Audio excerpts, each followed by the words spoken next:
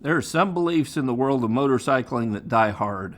So no matter how much rider education is presented, misinformation is going to find its way back into the conversation. Today, I thought we'd look at 7 rider myths that frequently rear their head in rider conversations. These myths are listed in no particular order. Loud pipes save lives. And I don't know how many t-shirts or patches or decals have been sold with this myth emblazoned in bold script right there for the whole world to see.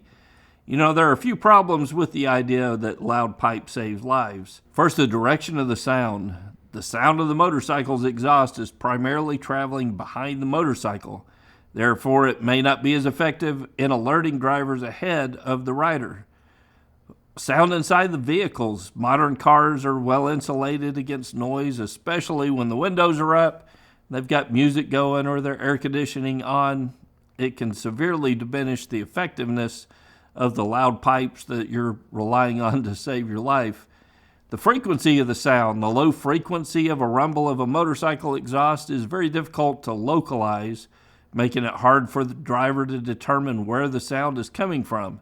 So it doesn't do a whole lot of good if they can hear you, but they have no idea where you're at as you're approaching. And over-reliance on noise. Relying on noise to alert other drivers is going to make the rider less vigilant about road strategies that are much more reliable for preventing accidents. You know, I love the sound of a well-tuned motorcycle, and for me, being able to hear some of the sounds of the engine and the exhaust is part of the experience. But that point where the sound becomes obnoxious to other drivers around you, or when you rely on loud pipes as a road strategy, it becomes very problematic. I'll take road skills and road strategy 10 out of 10 times as a safety measure over a set of loud pipes. Laying down the bike to avoid a crash. You know, this is another big myth in the riding community, and one that's been mentioned here on this channel several times. There are several reasons why laying the bike down is a problem for a rider.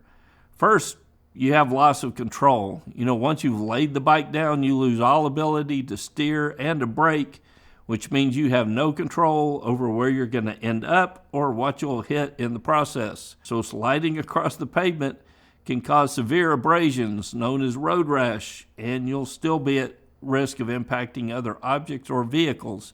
Had a guy in a rider class that spent months in a burn unit because he was riding without proper gear on when he went down on the highway at high speeds. So road rash can be very serious. The brakes on motorcycles are much better these days. With the advent of ABS on motorcycles, riders can brake more aggressively without the risk of locking up the wheels, which makes it less likely to be thrown from the bike during an emergency stop. The stopping distance. In almost all cases, a motorcycle is going to come to a stop more quickly using the brakes than sliding down the road on the side, and a motorcycle rider is going to decrease their risk of injury by using the tires to brake as opposed to their backside to brake. So using proper road skills can teach a rider about threshold braking, which is going to stop the motorcycle in the shortest distance, and using proper road strategy is going to help a rider better predict the need for emergency procedures, and they can either avoid the situation entirely, or in the worst case scenario, the rider is able to get on the brakes much more quickly because they saw it coming, thus shortening their stopping distance. And for me, this is the biggest one. It makes no sense at all in our attempt to avoid a crash that we create a crash by laying the bike down. You will develop expert riding skills simply by riding on the road. There's a belief that all a rider needs to do to become an expert rider is get some seat time or riding safely on the street for several years. If all I ever did is ride on the street to and from place to place, that's all I'm ever trained or an expert to do. You know, I can count on one hand the number of times that all my years of riding a motorcycle that I've needed to use emergency braking to avoid a crash. I've certainly not used emergency braking on the street enough to become proficient at it. In fact, if my street experience is all I ever relied upon for emergency braking skills, the skill would not be available when I actually did need it on the street. To become an expert rider, it requires proper training and practice. There is no other way to do it. Watching this video won't do it. Reading books will not do it. Becoming a member of MCrider won't do it unless You take the field guide and you go out to a parking lot and practice. Training and practice are going to develop expert riders. Riding back and forth to McDonald's is going to help you develop high cholesterol. Full face helmets cause neck injuries. This is a fairly common myth. Some riders believe that the weight of a full face helmet places excessive stress on the neck in a crash. Well, let's look at several reasons why this is a myth. Full face helmets are effective in protecting a rider's head and face during the impact, which can actually help prevent neck injuries as well by absorbing the force of the impact. Helmets are designed and tested extensively to ensure to protect the head without exerting excessive force on the neck. So while full-face helmets are heavier than other types of helmets, they're engineered to be as light as possible without compromising on safety. The weight of the helmet is not enough to cause neck injuries. In fact, the crash studies show that this is a myth as well. The studies have shown that riders wearing a full-face helmet are less likely to suffer from neck injuries compared to riders who are not wearing a helmet or not wearing a full-face helmet. During a crash, the helmet can actually reduce the amount of neck flexion. So that's what causes the neck injury, is movement in the neck and that extension that occurs from that. If you've got a full face helmet on, it's going to keep your neck or your head from moving as far in a crash. Or another way to say it, a rider without a full face helmet has a lot more range of motion in their neck, and this is where the neck injuries are likely to occur. Riding in a group is safer. Personally, I don't like riding in groups. I've ridden a few times in a group, and you're often only as good a rider as the worst rider that's riding with you in the group.